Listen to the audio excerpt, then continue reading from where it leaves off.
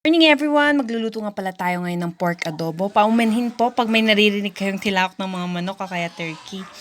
Kasi andito kami sa side ng parents namin. Yan. City in the province ba? Yan.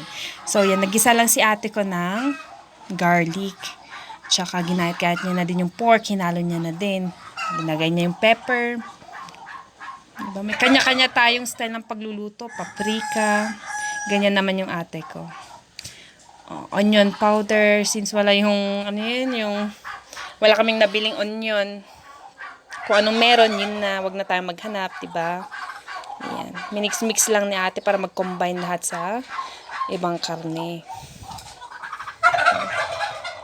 Ang daming turkey dito, diba? Ang gandang pakinggan, ang organic ng voice over ko, diba? Yan, so linagyan yung soy sauce. Diyan, lagyan nyo na din ng konting tubig, yung vinegar. So, lahat ng rekado, linagay na ni ate. Nakakailanganin sa pork adobo natin. Ayan, tsaka niya lang i-mix-mix. Tapos, pakukuluan niya na yan. Oh, may manok pa. O, ayan na.